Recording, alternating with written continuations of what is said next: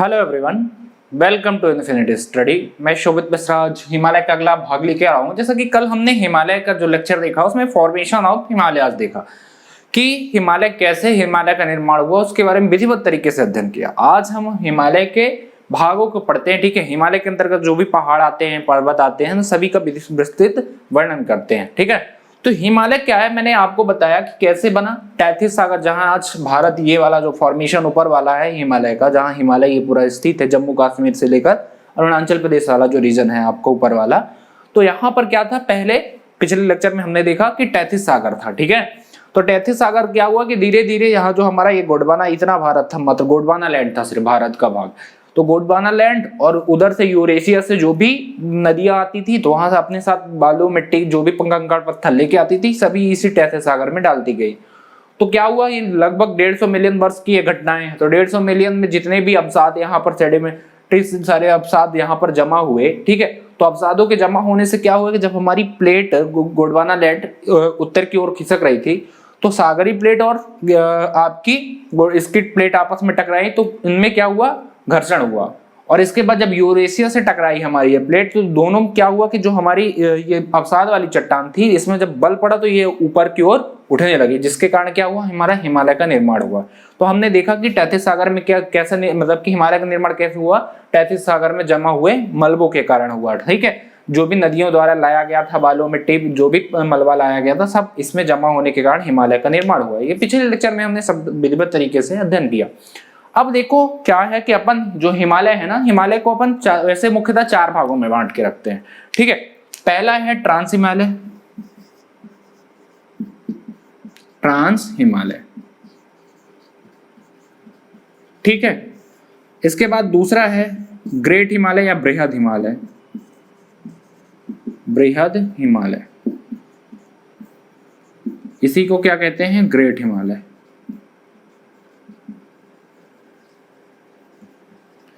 इसके बाद थर्ड है लघु हिमालय, इसी को हम क्या कहते हैं, लेजर हिमालय इंग्लिश में।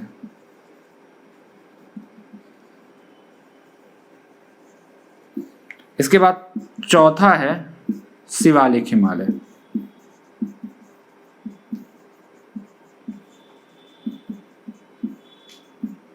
तो ये 4 हिमालय को हमने 4 भागों में बांटा। कौन कौन सा, ट्रांस हिमालय, बृहद हिमालय, लघु हिमालय और शिवालिक हिमालय। तो देखो, यदि हम बात करते हैं किसकी, आपकी हिमालय की बात करते हैं, तो हिमालय में मुख्यतः ये 3 आते हैं सिर्फ, बृहद, लघु और शिवालिक। ये ओनली 3 ही आते हैं, बृहद, लघु और हिमालय शिवालिक, ये मुख्यतः हिमालय के भाग के। तो फिर ट्रांस हिमालय क्या है सर?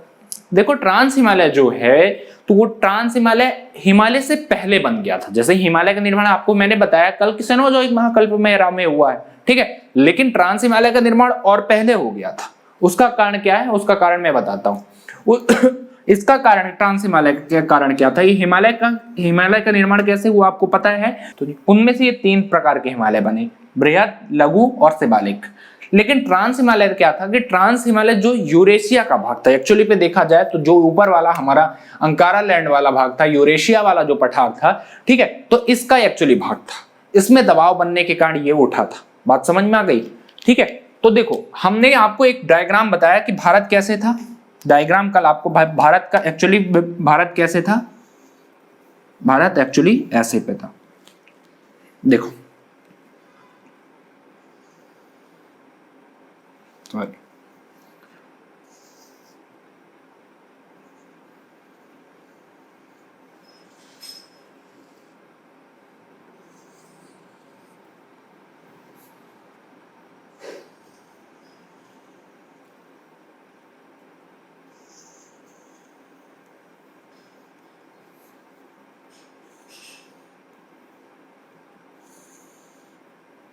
भारत ऐसा था पहले। ठीक, भारत कुछ इस प्रकार का था पहले, इस डिजाइन में था। ठीक है, तो क्या हुआ कि हमने देखा कि जो हमारा भारत है, हमारा ट्रांस हिमालय था, वो तो पहले बन गया था। लेकिन जब ये भारत उत्तर की ओर, ये पहले कहाँ था, ये गोंडवाना लैंड था सिर्फ, और अफ्रीका महाद्वीप के पास था। ठीक है, जहां वर्तमान समय में अफ्रीका महाद्वीप, तो वहां से ऊपर उठते उठते उठते आया, कहां पर पहुंचा, हमारा जहां आज एशिया वर्तमान भारत है। ठीक है, तो वहां से क्या हुआ कि जब सागरी प्लेट से ये टकराया तो इसमें दबाव बना, ठीक है, ओशियन प्लेट से जब टकराया तो इसमें क्या हुआ, दबाव बना, जो टैथे सागर में आपके मलबे थे, ठीक है, अवसाद था जो टैथे सागर में भरा, तो वो ऊपर उठा, तो जिसके कारण यहाँ पर इसमें क्या हो गए, बलय पड़ गई, यानी मोड़दार पड़ गए। तो मोड़दार के ये अलग अलग समय में अलग अलग टाइम पीरियड में एक साथ नहीं हुआ है। तो जो सबसे पहला ये वाला भाग टकराया, ये वाला ऊपर, क्योंकि ये देखो ये ऊपर है, ठीक है, तो ये वाला जो भाग टकराया तो इससे क्या हुआ, यहाँ से बृहद हिमालय। फिर ये जब और ऊपर उठा तो इससे क्या हुआ, लघु हिमालय, और ये थोड़ा सा और साइड गया तो इधर शिवालिक हिमालय बना। तो मतलब कि कहीं ना कहीं यदि आपको देखा जाए तो सबसे ऊंचे, यदि हम देखते हैं कि सबसे विश्व के जितने भी सभी ऊंचे पर्वत होंगे तो सभी किस में मिलेंगे, आपको बृहद हिमालय पर मिलेंगे। चाहे आपको माउंट एवरेस्ट ले लो या फिर के आपका कंचनजंगा ले लो, तो मतलब चाहे आप मकालू ले लो, कोई भी होंगे सभी बृहद हिमालय पर होंगे, ठीक है, क्योंकि कहीं ना कहीं ये भाग किसका था, बृहद, ये ऊंचा वाला भाग ही तो सबसे पहले आके इसमें टकराया होगा। इसीलिए तो आपकी जो तीनों श्रेणियां है ना, लघु, शिवालिक और क्या बृहद, ये क्या होती है, उत्तर में तो आपके मतलब कि इस दिशा में, यहां पर मैप पे देखो, इधर दूर पे मतलब कि ये कौन सी दिशा हो गई आपकी, पूरब हो गई, पश्चिम हो गई, और ये कौन सा हो गया, पूरब। तो इस दिशा में दूर दूर पर है ऐसे तीनों, लेकिन ये जब उत्तर की ओर बढ़ेंगी, ऐसे सॉरी पूरब की ओर बढ़ेंगी, तो ये तीनों सिक्किम में क्या हो जाती है, आपस में मिल जाती है। मिलने का कारण क्या था, क्योंकि यहां पर कहीं ना कहीं ये नीचेला भाग था इसका। क्लियर हुआ। तो आइए हम सबसे पहले देखते हैं ट्रांस हिमालय को। ट्रांस हिमालय को मैंने क्या बताया आपको कि ट्रांस हिमालय किसका भाग था, ट्रांस हिमालय कहीं ना कहीं यूरेशिया का भाग रहा होगा, ठीक है। तो देखो ट्रांस हिमालय के अंतर्गत मुख्यतः 3 श्रेणियां आती हैं, काराकोरम, लद्दाख और जास्कर। ये हो गया हमारा क्या, आपका मैप हो गया, ठीक है। तो ये वाली जो आप सबसे पहले क्या करो कि आप एटलस उठाओ। यदि आपको एटलस नहीं है, देखो यहां पर मैं मैप हालांकि लगाए दे रहा हूं बोर्ड पे, ठीक है, लेकिन यहां पर आपको समझना है विधिवत तरीके से, बिना एटलस के आप ज्योग्राफी नहीं पढ़ सकते हो। आ गई बात समझ में। तो आप एटलस उठाओ और देखो, कोशिश करो। तो देखो जो चीजें मैं बताऊंगा उसको ढूंढने की कोशिश जरूर करना एटलस में। अब आप सीधे देखो, अब क्या है कि जम्मू कश्मीर वाला रीजन बचा नहीं। अब जम्मू कश्मीर कोई राज्य नहीं है, अब यूनियन टेरिटरी दो उसमें डिवाइड हो गया, एक लद्दाख हो गया और एक आपका जम्मू कश्मीर हो गया, ठीक है। पहले राज्य था तो पहले बात करते थे, तो इसलिए अब करंट के साथ भी आपको अपडेट रहना पड़ेगा। समझना मेरी बात को। यहां पर क्या है आपका, ये वाली जो श्रेणी है, यहां पर मिलाओ आप मैप पे देखना, ये कौन सी श्रेणी है आपकी, ये काराकोरम है। इसी के नीचे आ जाओगे आप तो ये कौन सी श्रेणी है आपकी, लद्दाख, और इसके ये नीचे वाली श्रेणी कौन सी है, जास्कर। तो ये श्रेणी कौन सी हो गई आपकी, काराकोरम, इसके बाद लद्दाख और जास्कर। 3 श्रेणियां हैं, ठीक है। तो ट्रांस हिमालय के अंतर्गत हम कितनी श्रेणियों को पढ़ते हैं, 3 श्रेणियों को। कौन कौन सी, काराकोरम, दूसरी है लद्दाख और तीसरी है आपकी जास्कर। तो 3 श्रेणियों को हम ट्रांस हिमालय के अंतर्गत पढ़ते हैं, ठीक है। देखो ट्रांस हिमालय क्या है कि ट्रांस हिमालय आपका, तो ट्रांस हिमालय आपका क्या है, ट्रांस हिमालय हिमालय का सबसे, यदि हम बात करते हैं तो उत्तरी भाग है, सबसे उत्तरी श्रेणी है, ठीक है। हिमालय की सबसे उत्तरी श्रेणी क्या है आपकी, ट्रांस हिमालय, जिसमें से 3 पर्वत मुख्यतः पाए जाते हैं। कौन कौन से, काराकोरम, लद्दाख और जास्कर। इसके अंतर्गत आपका अब बहुत सारे पर्वत आएंगे, जैसे हो गया K2 यानी गॉडविन आस्किन हो गया, ठीक है। और इसके बाद आपका कैलाश श्रेणी जो आती है यही आती है, और साथ में आपका एक और आता है, कौन सा, एक और आता है कौन सा, गासेर ब्राह्म, ठीक है। तो ये मुख्यतः इसके अंदर पर्वत आते हैं। अब हम विधिवत तरीके से समझते हैं। देखो ट्रांस हिमालय को समझो। ट्रांस हिमालय क्या है, सबसे पहले जो इसमें क्वेश्चन आपका पूछा जाएगा कि ट्रांस हिमालय का निर्माण काराकोरम रेंज किस हिमालय में आता है, पहले तो ट्रांस हिमालय। दूसरा क्वेश्चन यहाँ से क्या पूछ सकता है कि लद्दाख हिमालय किसका भाग है, तो ट्रांस हिमालय का। जास्कर किसका भाग है, ट्रांस हिमालय का। तो ये मुख्यतः यहाँ से आपको ऐसे क्वेश्चन पूछ सकते हैं। अब देखो जो भारत में स्थित है, भारत में स्थित, भारत की बात कर रहा हूं, ठीक है, ये चीजें ध्यान रखना। भारत में स्थित सबसे ऊंची चोटी, सबसे ऊंची, भारत की सबसे ऊंची चोटी किस पर्वत पर स्थित है, ये हो गया। तो कहां पर स्थित है? या तो ट्रांस हिमालय में, यदि ऐसा क्वेश्चन ये 4 ऑप्शन दे दिया कि शिवालिक, लघु और आपका बृहद, ये 4 ऑप्शन दे दिया, तो इसमें आपको लगाना है कि जो काराकोरम रेंज है आपका, कहते हैं जो आपका मतलब कि K2 है यानी गार्डविन आस्किन है, भारत की जो सबसे ऊंची चोटी है, वो कहां पर स्थित है? ये चारों जगह में दे दी, तो कहां पर आ जाएगी? ट्रांस हिमालय। क्यों? क्योंकि आपका गेट जो K2 है तो यहां पर स्थित है, ये K2 यानी इसको कहते हैं हम गार्डविन आस्किन नाम से भी जाना जाता है। क्वेश्चन ये भी पूछ चुका है कि K2 को अदर किस नाम से जाना जाता है, ये चीजें ध्यान रखना, गार्डविन आस्किन। तो यहां पर एक काराकोरम रेंज में क्या है? K2 है। तो दूसरा क्वेश्चन क्या पूछेगा? K2 कहां पर है, या भारत की जो सबसे ऊंची चोटी K2 है वो किस पर्वत पर स्थित है? तो ये 4 ऑप्शन दे देगा, काराकोरम, लद्दाख, जास्कर और कैलाश। तो यहां पर यदि 4 ऑप्शन दे दिया तो आपको क्या लगाना पड़ेगा? काराकोरम, क्योंकि काराकोरम रेंज पर ही स्थित है ये K2 गार्डविन आस्किन। ठीक है, इसके बाद अगला क्वेश्चन यहां पर क्या बनता है आगे देखते हैं, भारत में सबसे ऊंची चोटी। अब यहां देखो एक चीज कंफ्यूज मत होना, मैं आपको यहीं पर क्लियर कर देता हूं, हालांकि आगे क्लियर करूंगा। आप K2 को हिमालय से कंफ्यूज मत करना। पहली चीजें कैसे, मतलब K2 को कंचनजंगा से कंफ्यूज मत करना, ये चीजें यहां पर समझ लो। हालांकि K2 वर्तमान समय में POK पे स्थित है, पाकिस्तान जो ऑक्यूपाइड कश्मीर है, पाकिस्तान ने जिस कश्मीर को हमारे कब्जा करके रखा है, ठीक है, तो वहां पर K2 स्थित है। बात समझ में आ गई? गिलगित बाल्टिस्तान वाले एरिया में, तो वहां पर स्थित है। लेकिन हम अभी भी इसको अपना ही मानते हैं, तो इसलिए भारत में ही मान के चलो। यहाँ पर 2 तरह से क्वेश्चन बनेंगे, तो इसलिए देखो कंफ्यूजन अभी हम दूर किए देते हैं। पहली चीजें, पहला क्वेश्चन यहां पर क्या बनेगा कि भारत में स्थित सबसे ऊंची चोटी कौन सी है? भारत की सबसे ऊंची चोटी कौन सी है? तब क्या लगाओगे आप? K2 यानी गार्डविन आस्किन। दूसरा क्वेश्चन क्या पूछता है कि भारत में स्थित हिमालय की सबसे ऊंची चोटी का नाम बताओ। तब क्या करोगे? तब क्या लगाओगे? तब आपको वहां पर K2 नहीं लगाना पड़ेगा। क्यों? क्योंकि K2 कहां पर है? हिमालय में नहीं है। मैंने आपको पहले ही बताया कि ट्रांस हिमालय हिमालय का भाग नहीं है, ये पहले इसका निर्माण जो था पहले हो चुका था। ये चीजें क्लियर हो गई?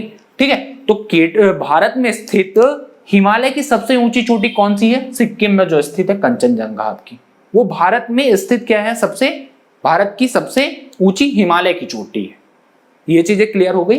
तो मतलब भारत की सबसे ऊंची चोटी बात करता हूं मैं, तो कौन सी है? इसकी ऊंचाई कितनी है? 8,611 किलोमीटर, 8,611 किलोमीटर K2 की। ठीक है, और कंचनजंगा, तो कंचनजंगा भारत में है, लेकिन भारत में है, लेकिन ये किस पर्वत पर है? बृहद हिमालय पर है। ठीक है, ग्रेट हिमालय पर स्थित है। लेकिन काराकोरम आपकी जो K2 है वो किसके अंतर्गत आती है? वो आपके ट्रांस हिमालय के अंतर्गत आती है। तो ये चीजें आपको क्लियर होना चाहिए कि दोनों में डिफरेंस है। तो 2 क्वेश्चन यहाँ पर हमेशा बच्चों को कंफ्यूजन रहता है। डायरेक्टली जो क्वेश्चन पूछता है कि भारत की सबसे ऊंची चोटी कौन सी है? K2। ये डायरेक्टली लोग ठीक है लगा दिए, लेकिन अभी थोड़ा सा क्वेश्चन क्या घुमा दिया कि भारत की सबसे ऊंची हिमालय पर स्थित चोटी का नाम बताओ। तब क्या करोगे? तब क्या लगाना पड़ेगा आपको? कंचनजंगा। कहां पर है? सिक्किम में। ठीक है, क्योंकि ये हिमालय पर है। मैंने आपको बताया कि हिमालय, ट्रांस हिमालय हिमालय का भाग नहीं है मेरे बेटे। ठीक है, समझ में आया? तो मैंने क्या बताया आपको कि जो K2 है, भारत की सबसे ऊंची चोटी K2, वो कहां किस रेंज पर स्थित है? काराकोरम रेंज पर स्थित है। इसके बाद बात करते हैं हम इसमें इसके बाद काराकोरम हो गया। काराकोरम और लद्दाख के बीच एक नदी बहती है जिसका नाम क्या कहते हैं हम? श्योक नदी। ये जो नदी बहती है इसे हम क्या कहते हैं? श्योक नदी।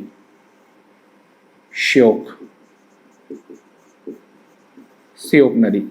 तो क्वेश्चन यही पूछता है कि श्योक नदी किसके बीच बहती है? तो यहां पर समझना, ये जो काराकोरम है और लद्दाख के बीच एक नदी बहती है, वो नदी कौन सी है? श्योक नदी।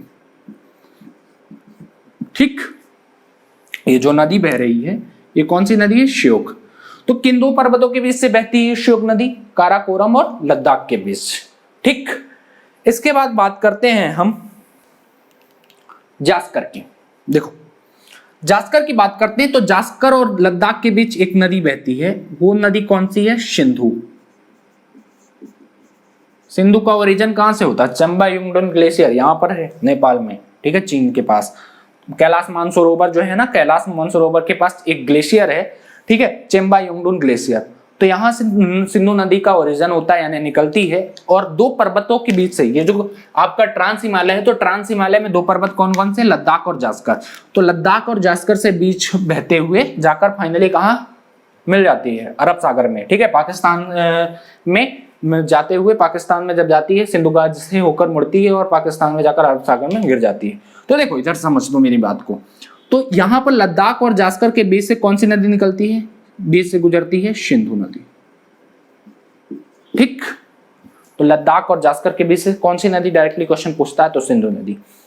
इसके बाद हम बात करते हैं काराकोरम में। देखो एक और यहाँ पर लद्दाख के ऊपर एक और जस्ट पर्वत है, ठीक है, मतलब काराकोरम के नीचे और लद्दाख के ऊपर, यहाँ पर मैं इसको इरेज कर रहा हूं नदी को, ये चीजें समझना है यहाँ पर, मतलब ये वाला जो भाग है यहाँ पर एक और पर्वत है, और इस पर्वत का नाम क्या है, ग्लासियर बल्ब। डायरेक्टली क्वेश्चन पूछता है ये कि जो आपका ग्लासियर ब्रह्म पर्वत है, यहां पर लिखे दे रहा हूं, ठीक है, ग्लासियर ब्रह्म पर्वत है, ये कहां पर स्थित है, तो ये भी लद्दाख में आपके स्थित है, ये चीजें ध्यान रखना। देखो क्वेश्चन यहाँ पर यूपीएससी में जो अधिकतर पूछते हैं, यूपीएससी में ऐसे फालतू क्वेश्चन नहीं पूछते, ये आपके स्टेट वाले एग्जाम के क्वेश्चन है। मैं दोनों, देखो दोनों तरह से मैं लेके चल रहा हूं, मैं पहले बता रहा हूं, समझने की, बस थोड़ा सा पॉइंट समझने की कोशिश करना, ठीक है। तो ग्लासियर ब्रह्म जो पर्वत है ना, वो ये क्वेश्चन पूछेगा आपका यूपीएससी में कि कहां पर स्थित है, किस रेंज पर स्थित है। लेकिन ये यदि आप सोचो कि जास्कर सिंधु ये किन दो पर्वतों के बीच से, मतलब श्योक नदी किन दो पर्वतों के बीच से बहते हैं, ये फालतू क्वेश्चन नहीं पूछते। ये आपका स्टेट एग्जाम हो गया, एसएससी हो गया, रेलवे होगा, ये क्वेश्चन ऐसे पूछते हैं। तो यूपीएससी में कौन से क्वेश्चन पूछेंगे, देखो यूपीएससी ऐसा नहीं पूछती बेटा, यूपीएससी का पेपर देखना थोड़ा सा, जो देता होगा, जो एग्जाम में पढ़ रहा होगा जिसके कारण, तो वो, या फिर स्टेट पीएससीएस का हो गया, तो ऐसे क्वेश्चन पूछेंगे। वो घुमाकर ऐसे पूछेंगे आपका कि निम्नलिखित में से कौन सा हिमालय इन चारों में से नहीं है। सपोज दैट एक नाम दे दिया, यदि इसी को मैं बात करता हूं जास्कर, या फिर कोई भी आपका माउंट एवरेस्ट ले लो, या फिर माउंट एवरेस्ट तो जी मान लो, मैं बात करता हूं मकालू की बात कर लेता हूं, ठीक है। मकालू किस रेंज पर स्थित है, ये चार ऑप्शन दे देंगे, ट्रांस हिमालय, बृहद हिमालय, लघु हिमालय या शिवालिक हिमालय, या फिर जास्कर ही दे दिया आपको। सपोज दैट जास्कर निम्नलिखित में किस कहां पर स्थित है, किस रेंज पर स्थित है, तो ये स्टेट पीसीएस का एग्जाम हो गया या फिर यूपीएससी का एग्जाम होगा, तो ऐसे यहाँ पर क्वेश्चन पूछेंगे। लेकिन आपके फालतू जो रेलवे हो गया, ठीक है, एसएससी हो गया, तो उसमें ऐसे क्वेश्चन पूछेंगे, सबसे ऊंची रेंज बताओ, ठीक है, कौन सी नदी, ये जो लद्दाख और जास्कर के बीच से कौन सी नदी बह रही है, तो ये क्वेश्चन आपके इनमें एसएससी रेलवे में पूछता है, ठीक है। तो ये चीजें आपको ध्यान रखना। तो ग्लासियर ब्रह्म पर्वत है जो, तो ये कहां पर स्थित है, ये लद्दाख में स्थित है। कहां पर, लद्दाख में। अब लद्दाख देखो, लद्दाख क्या है कि यूनियन टेरिटरी हो गया, पहले जम्मू कश्मीर था, तो ग्लासियर ब्रह्म पर्वत कहां पर है, लद्दाख रीजन पर स्थित है। ये चीजें ध्यान रखना। अब एक चीज और ध्यान रखना कि जब काराकोरम का विस्तार ये थोड़ा सा आगे तक है, यानी मतलब नेपाल में भी है, तिब्बत वाला भाग जो है ये तिब्बत का भाग, ठीक है। तो ये इसका जब नेपाल की ओर ये आगे तिब्बती वाला भाग बढ़ेगा, तो यहाँ पर तिब्बत में क्या होगा, तो इसे यहाँ पर क्या किस नाम से जाना जाता है, कैलाश के नाम से जाना जाता है, कैलाश। तो कैलाश पर्वत भी कहां पर है, किसके अंतर्गत आता है, ट्रांस हिमालय के अंतर्गत। कैलाश, कैलाश नेपाल में है, ठीक है, तिब्बत में, ऐसा कर लो, ठीक, कैलाश पर्वत, ठीक है। तो ट्रांस हिमालय के अंतर्गत कौन कौन से आते हैं, काराकोरम, लद्दाख, जास्कर, कैलाश पर्वत, और दो और आते हैं आपके छोटे छोटे पर्वत हैं, वो कौन सा है, केटू, इसके बाद ग्लासियर ब्रह्म, ठीक है। अब देखो यहाँ पर छोटे छोटे वो हो गए, ग्लेशियर हो गए, तो ग्लेशियर जब हम अलग से पासेस पढ़ेंगे वहां पर डिस्कस कर लेंगे, जैसे बाल्टोरा हो गया, ठीक है, सियाचिन हो गए। तो ये कहां पर है, ये जम्मू का इसी रेंज पर है, आपके काराकोरम रेंज वाले पे। तो ये जब हम अपन दर्रे पासेस पढ़ेंगे ना, तो वहां पर दर्रा जब हम पढ़ाएंगे या फिर दर्रा पासेस पढ़ेंगे जहां पर, तो वहां पर ग्लेशियर को भी डिस्कस कर लेंगे, क्योंकि अभी यहाँ पर सारी चीजें पढ़ा देंगे तो कचड़ा हो जाएगा। तो जो इंपॉर्टेंट चीजें यहाँ पर वो चीजें देखो जो आपके एग्जाम में आएंगी। पढ़ाने को तो सारी चीजें हम पढ़ा देंगे, कोई दिक्कत नहीं है मेरे, ठीक है। तो आप समझो, तो ये आपका यहाँ पर ट्रांस हिमालय सब खत्म, इतना, इससे ज्यादा कुछ भी नहीं पूछेगा, बस ध्यान रखना।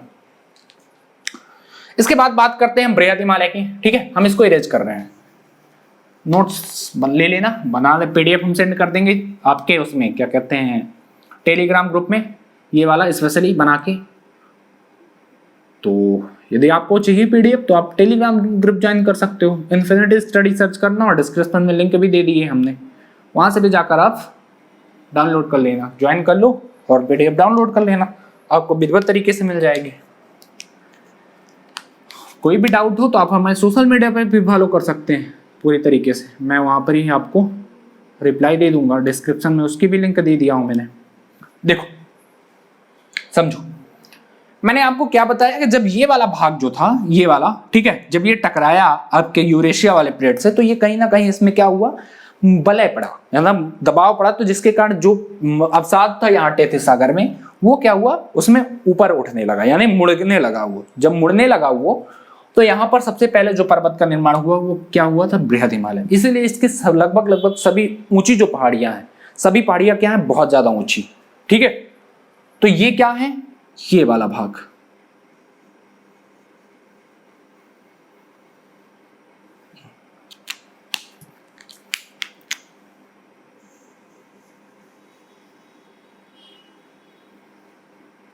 ठीक। तो बृहद हिमालय की हम बात करते हैं, ठीक है।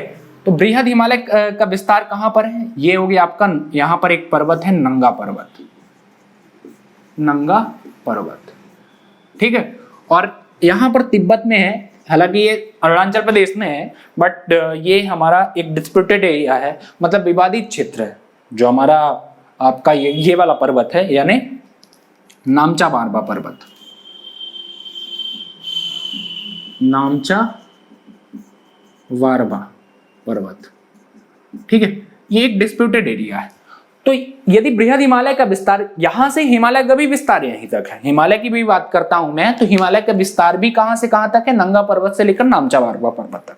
देखो, लेकिन यहां पर आपको कंफ्यूज, आपने तो ये सीधे पढ़ा कि हिमालय का विस्तार कहां से कहां तक है, नंगा पर्वत से लेकर नामचा वारबा तक पर्वत तक, और टोटल इसकी लंबाई की बात करते हैं तो 2500 किलोमीटर है, ठीक है। ये चीजें ध्यान रखना कि हिमालय की कुल लंबाई कितनी है, हिमालय की कुल लंबाई है 2500 किलोमीटर। उत्तर पूरब से लेकर पश्चिम, पूरब और पश्चिम से लेकर ये सब विश्व की सबसे पूरब और पश्चिम में फैली हुई सबसे लंबी श्रृंखला है, ये भी ध्यान रखना। जो हिमालय है पूरब से पश्चिम, उत्तर से दक्षिण की बात नहीं कर रहा हूं मैं, उत्तर से दक्षिण यदि बात करता हूं तो कौन सी है, आप कमेंट करके बताओ, ठीक है। ऑप्शन दे देता हूं, रॉकी एंडीज और हिमालय। हिमालय तो सोचो है ही नहीं है, रॉकी एंडीज हो गया, और दो आप ले लो, चलो दो ही ले लो, ठीक है। रॉकी और एंडीज में बताओ कि विश्व की सबसे लंबी श्रृंखला कौन सी है। वो सिर्फ सबसे लंबी पर्वतमाला तो है ही है, साथ में उत्तर और दक्षिण में फैली हुई सबसे लंबी पर्वतमाला है, लेकिन विश्व की भी सबसे लंबी श्रृंखला है। आप कमेंट करके बताओ मुझे, ठीक है।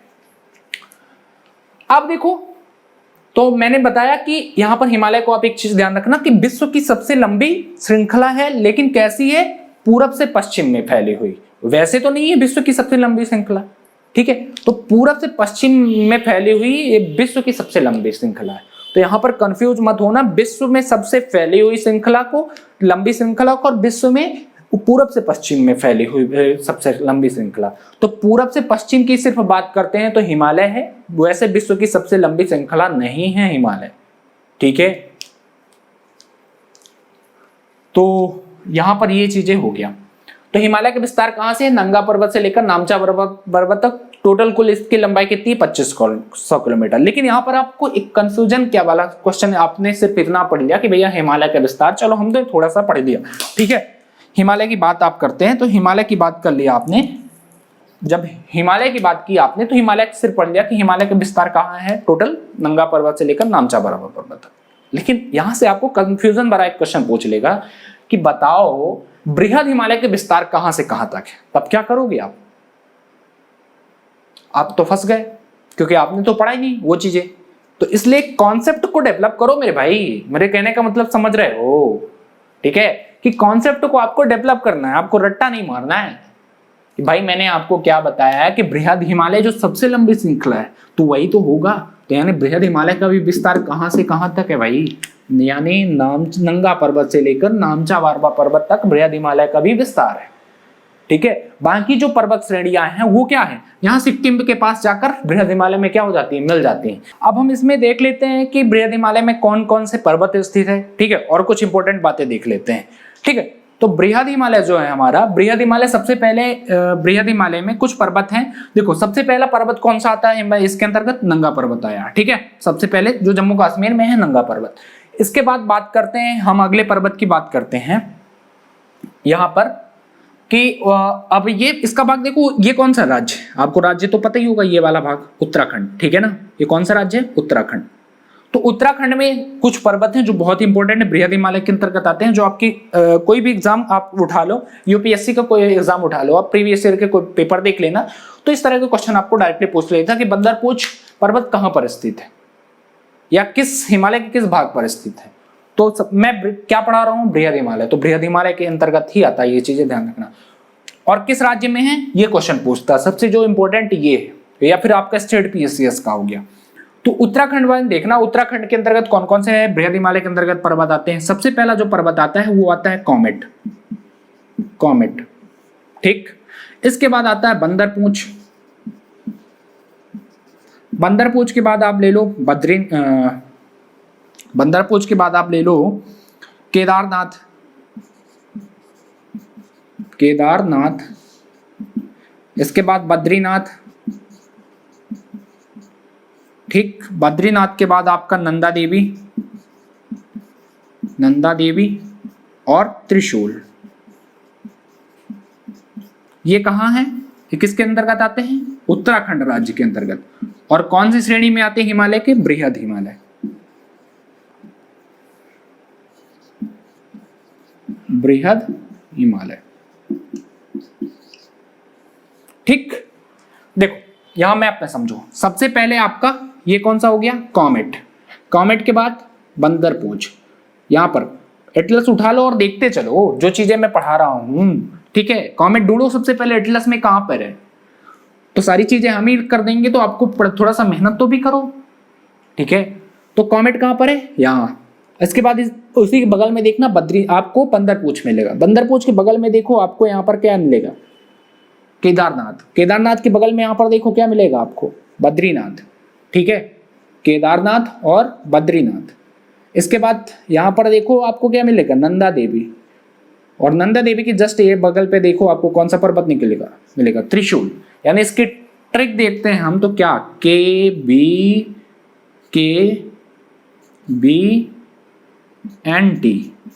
ठीक है, KBKBNT, ठीक। कॉमेट, बंदरपूछ, केदारनाथ, बद्रीनाथ, नंदा देवी और त्रिशूल, ये भारत के किस राज्य में स्थित है, उत्तराखंड में है। किस हिमालय के किस भाग पर आते हैं, बृहद हिमालय पे। तो बृहद हिमालय के सबसे दो चीजें मैंने देखी, ठीक है, बृहद हिमालय के भाग की कहां से कहां तक है, नंगा पर्वत से लेकर नामचा पर्वत तक, ठीक है।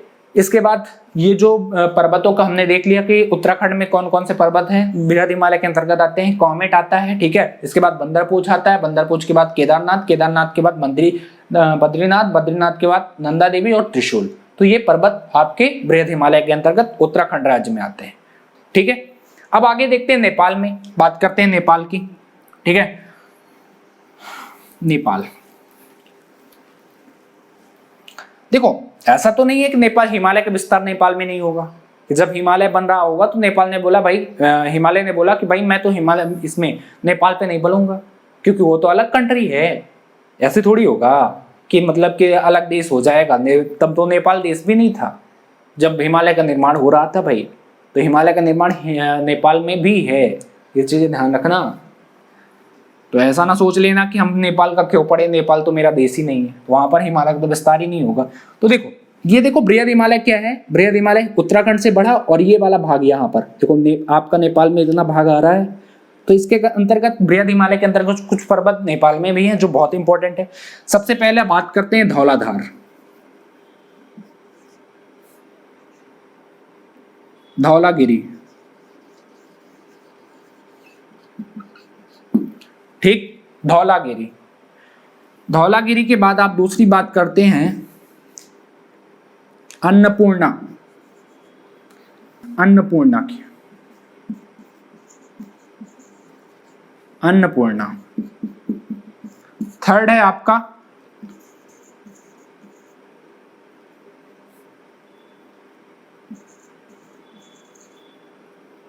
मंसालू।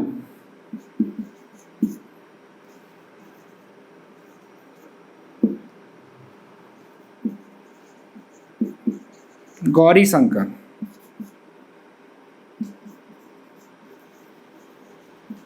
एवरेस्ट, मकालू। ठीक, तो बृहद हिमालय के अंतर्गत नेपाल में जो हिमालय पर्वत हैं वो कौन कौन से हैं? धौलागिरी, ठीक है, धौला, ये कहां पर सारे स्थित है? सारे नेपाल पे स्थित है। नेपाल में कहां पर स्थित है? आपके नेपाल में स्थित है बृहद हिमालय के अंतर्गत। तो सबसे पहले कौन सा आता है?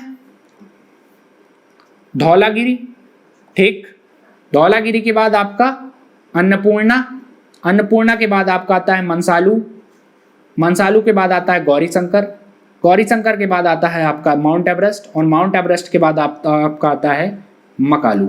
ठीक है, तो मकालू को मंसालू से कंफ्यूज मत करना, क्योंकि दोनों एक जैसे मिल रहे हैं, मंसालू और मकालू। ठीक है, तो मकालू अलग है और मंसालू, हालांकि आते दोनों नेपाल पे ही है और बृहद हिमालय के अंतर्गत ही आते हैं।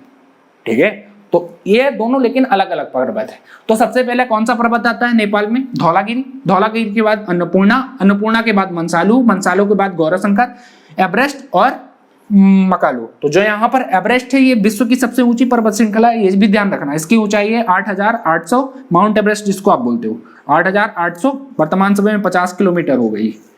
ठीक है, पहले 48 थी, क्योंकि आज भी हिमालय का उत्थान जारी है। मैंने क्या बताया आपका कि आज भी क्या है, आज भी हमारा जो भारत है वो उत्तर की ओर क्या हो रहा है? प्रवाहित हो रहा है, प्रवाहित हो रहा है। जो प्रवाहित हो रहा है, तो जो उसके अंतर्गत तब तैतीस सागर में अवसाद भरे हुए भी आज क्या हो रहे हैं? ऊपर उठ रहे हैं। इसीलिए हिमालय की आज भी ऊंचाई क्या बढ़ गई है। तो इसीलिए पहले कितनी थी माउंट एवरेस्ट की ऊंचाई? 8,848 किलोमीटर, 2 किलोमीटर बढ़ चुकी है, 8,850 किलोमीटर हो गई, सॉरी मीटर हो गई है, 2 मीटर बढ़ गई है, गलती से हो गया। ठीक है, तो माउंट एवरेस्ट, तो ये सभी नेपाल में आते हैं। कौन कौन से? धौलागिरी कहाँ पर है? नेपाल पे। अन्नपूर्णा कहाँ है? नेपाल में। मंसालू कहाँ है? नेपाल में। गौरीशंकर कहाँ पर है? नेपाल में। एवरेस्ट कहाँ पर है? आपके माउंट एवरेस्ट नेपाल में। और मकालू कहाँ पर? नेपाल में। किसके अंतर्गत आते हैं? बृहद हिमालय के। तो आज के बाद आपको पर्वत पे कंफ्यूजन नहीं होना चाहिए। कोई भी डायरेक्टली क्वेश्चन पूछे, आपको ट्रिक बनाओ, पढ़ो। ठीक है, एक वर्ड याद करो, DAMGEM। ठीक है, तो DAMGEM, DAMGEM।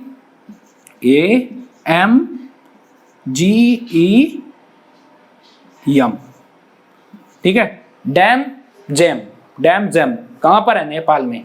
Dam gem, dam gem Nepal. D से धौलागिरी, ए से अन्नपूर्णा, एम से मंसालू, जी से गौरीशंकर, एवरेस्ट और मकालू, ये सभी कहाँ है? नेपाल में।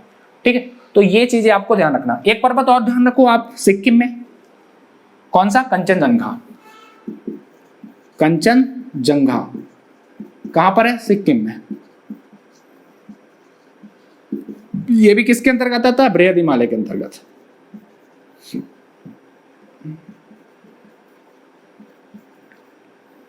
बृहद हिमालय।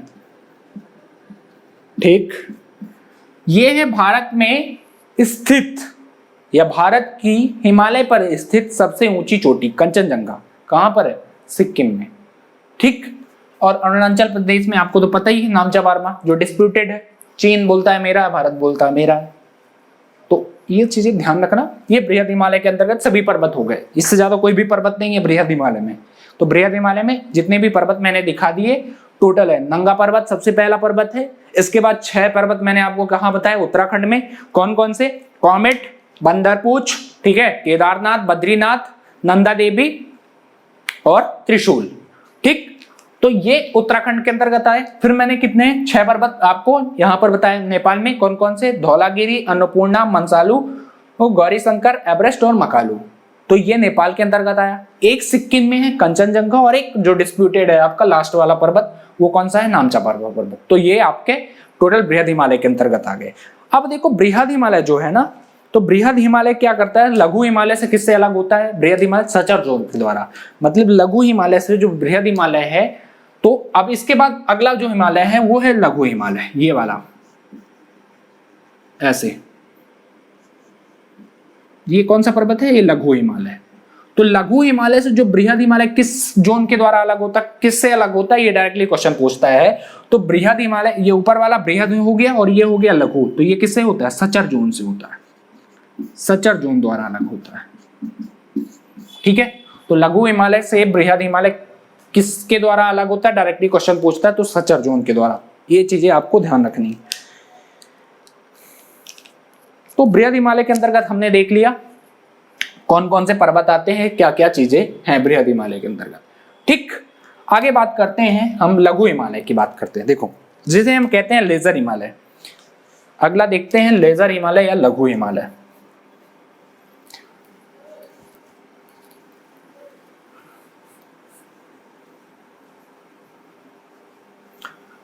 अब देखो, बृहद हिमालय जो है ना, वो बृहद हिमालय बहुत ऊंची ऊंची पर्वत श्रृंखलाएं हैं, तो इसमें पूरी तरीके से साल भर हिमाच्छादित रहता है। लघु जो बृहद हिमालय है, इतने ऊंचे ऊंचे पर्वत है कि पूरी तरीके से हिम से भरा हुआ है, मतलब बर्फ से ढका हुआ है, हिमाच्छादित। तो इसमें कोई वनस्पतियां संभव नहीं है, कोई पेड़ पौधे यहाँ पर वैसे तो होंगे नहीं, वनस्पतियां नहीं होंगी, ठीक है, बर्फ वाली होंगी जो भी होगा।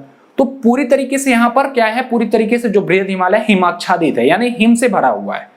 लेकिन लघु हिमालय क्या है, ये ठंडी की ऋतुओं में तो इसमें बर्फ जम जाती है, ठीक है, लेकिन गर्मी आते आते ये बर्फें क्या हो जाती है, पिघल जाती है, एकदम सिंपल हो जाता है। तो जब गर्मी के सीजन में यहाँ पर क्या है, घास उग जाती है। तो ये क्या है, शीतोष्ण जलवायु का मैदान है या शीतोष्ण जलवायु का क्षेत्र है। लघु हिमालय कैसा भाग है, शीतोष्ण, यानी जहाँ ठंडी जलवायु हमेशा पाई जाती है, वहां गर्मी नहीं पड़ेगी। क्योंकि आप खुद सोचो कि जब बर्फ पिघलेगी गर्मी में, तो वहां मौसम कैसा होगा, ठंडा ही होगा। तो इसीलिए वो क्षेत्र कैसा होगा, शीतोष्ण जलवायु का। अभी जब जलवायु पढ़ाएंगे तो आपको हम समझाएंगे क्या होता है शीतोष्ण जलवायु, यानी ठंडी जलवायु का क्षेत्र, ठीक है। तो वहां घास के जो मैदान होंगे तो वो भी कैसे होंगे, ठंडे ठंडे होंगे लघु हिमालय में। तो आइए हम देखते हैं लघु हिमालय। देखो, लघु हिमालय के छोटे छोटे श्रेणियों में बटा हुआ है। सबसे पहले जो लघु हिमालय की श्रेणी है वो कहाँ है, जम्मू कश्मीर राज्य में जो आती है। वो कौन सी श्रेणी है, आपकी पीर पंजाल श्रेणी, पीर पंजाल। ठीक, सबसे पहली बात करते हैं पीर पंजाल की, पीर पंजाल श्रेणी। इसके बाद हम किसकी बात करते हैं, जम्मू कश्मीर के बाद कौन सा राज्य आएगा आपको, हिमाचल प्रदेश। तो हिमाचल प्रदेश में आपकी जो श्रेणी है वो है धौलाधार। देखो, धौलाधार को आप धौलागिरी से कंफ्यूज मत करना, धौलाधार को आपको धौलागिरी से कंफ्यूज, देखो बहुत ज्यादा कंफ्यूजन होता है। मैं बार बार कह रहा हूं कि यहाँ पर कुछ ऐसे वर्ड है कि जो आपको डायरेक्टली कंफ्यूजन में डाल देंगे, समझ रहे हो। तो धौलाधार को आप धौलागिरी से कंफ्यूज मत करना, क्योंकि धौलाधार किसके अंतर्गत आता है, धौलाधार आता है आपके लघु हिमालय के अंतर्गत। लेकिन मैं धौलागिरी की बात करता हूं तो धौलागिरी किसके अंतर्गत आता है, बृहद हिमालय के अंतर्गत, ठीक है, समझ रहे हो। तो धौलागिरी किसके अंतर्गत आएगा, धौलागिरी आएगा आपका बृहद हिमालय के अंतर्गत। और कहां पर है धौलागिरी, नेपाल में, और भारत में है ये हिमाचल प्रदेश में है धौलाधार। तो धौलाधार लघु हिमालय के अंतर्गत आता है। तो धौलाधार को धौलागिरी से कंफ्यूज मत करना मेरे भाई, समझ रहे हो ना, ठीक है। तो पीर पंजाल श्रेणी कहां पर है, JNK यानी जम्मू एंड कश्मीर। हिमाचल प्रदेश में आपकी कौन सी है, ये लघु हिमालय के अंतर्गत की बात कर रहा हूं मैं, लघु हिमालय, ठीक है। इसके बाद थर्ड की बात कर रहा हूं मैं, पीर पंजाल श्रेणी हो गया, धौलाधार श्रेणी हो गया। अब मसूरी श्रेणी, जो आपका सपना है, कहां पर है, उत्तराखंड। नेपाल में दो श्रेणियां हैं, एक है महाभारत श्रेणी नेपाल में, ठीक, और इसके बाद एक है नाग टिब्बा श्रेणी, नाग टिब्बा श्रेणी, ये भी कहां पर है, नेपाल में, ठीक। पीर पंजाल श्रेणी कहां पर है, जम्मू कश्मीर, धौलाधार हिमाचल प्रदेश, मसूरी उत्तराखंड, महाभारत श्रेणी नेपाल और नाग टिब्बा श्रेणी नेपाल, ठीक। तो लघु हिमालय के अंतर्गत 5 श्रेणियों में मैंने बांट दिया लघु हिमालय को। कौन कौन से, पीर पंजाल, धौलाधार, मसूरी, महाभारत, नाग टिब्बा। देखो यहाँ मैप पे देखो, ये हो गया आपका सबसे पहले जम्मू एंड कश्मीर में पीर पंजाल श्रेणी। इसके बाद ये कौन सी श्रेणी हो गई आपकी, धौलाधार, धौलाधार। धौलाधार के बाद आप बात करते हैं मसूरी की, ये कौन सी हो गई, मसूरी। मसूरी के बाद ये नेपाल पे आ जाओ, उत्तराखंड में हो गया मसूरी और हिमाचल प्रदेश में हो गया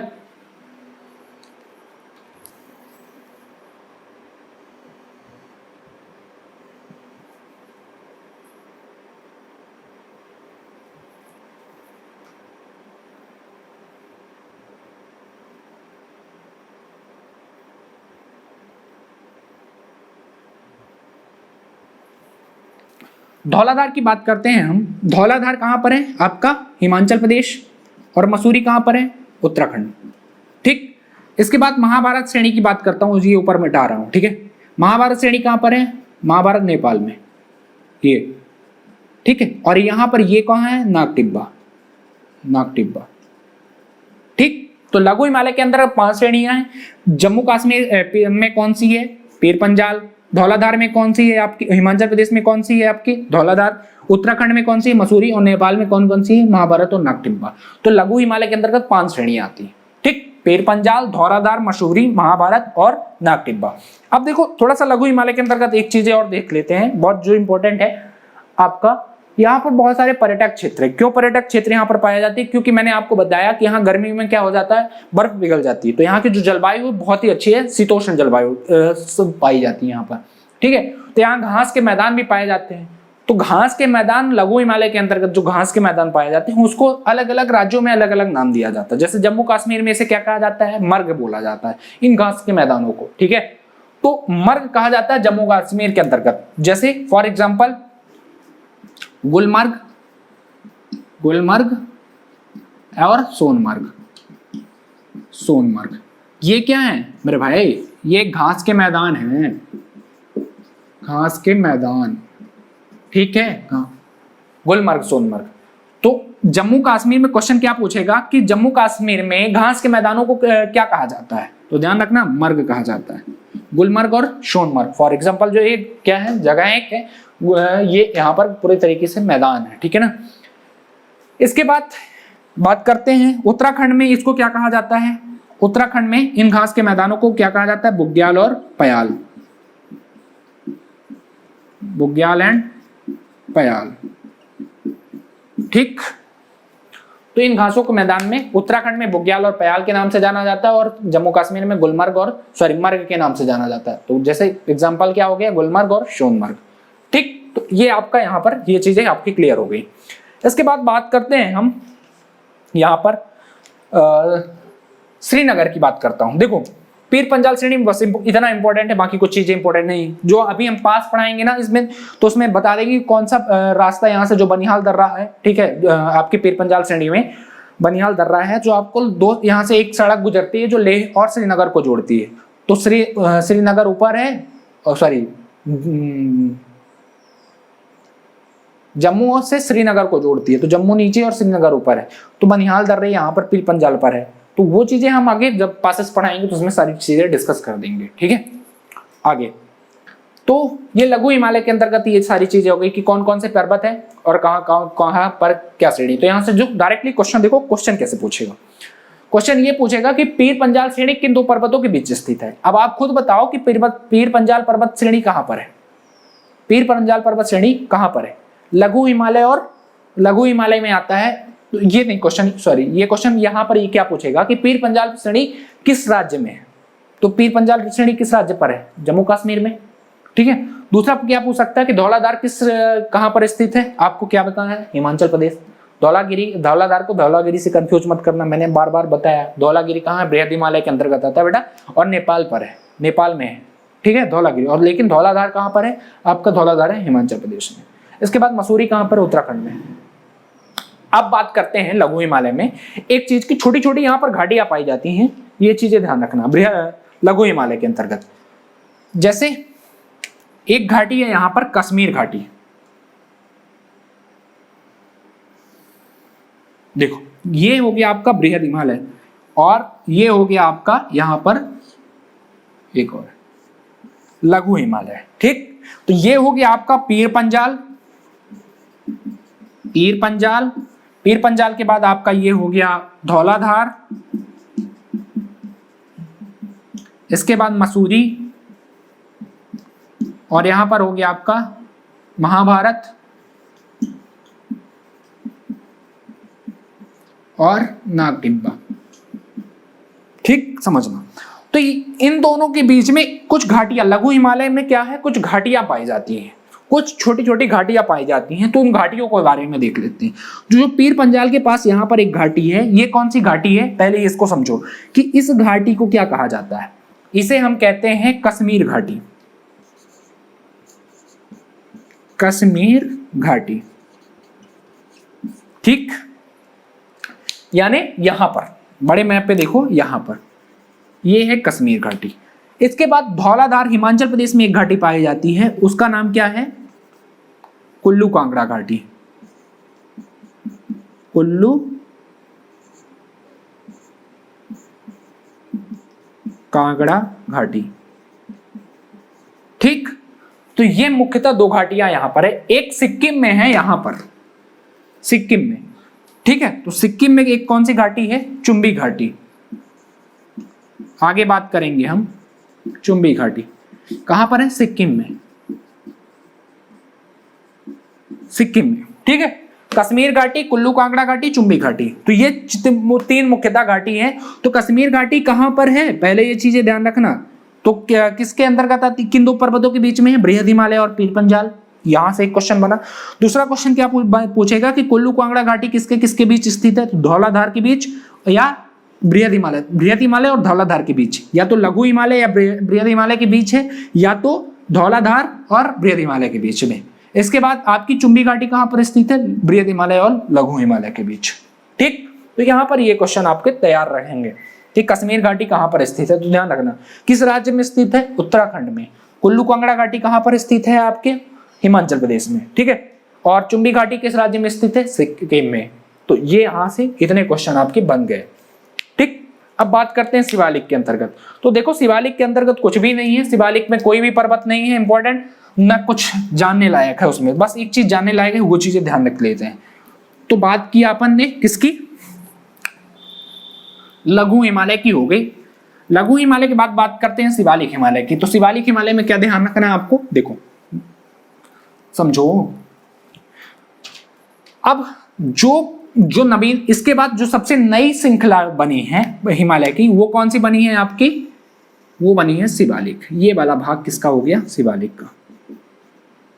ठीक है, ये वाला जो भाग हुआ ये शिवालिक, ये सबसे नया बना है। तो इसको हम शिवालिक को और क्या कहते हैं, बाह्य हिमालय भी कहते हैं। क्यों, क्योंकि ये सबसे बाहरी भाग है। देखो एक वृत्त बनाता हूं मैं, सपोज दैट, ठीक है, ये भाग ले लो, ऐसे ले लो, नहीं छोड़ो, देखो ये एक वृत्त हो गया, इसके अंदर एक और वृत्त बना दिया, एक और वृत्त बना दिया।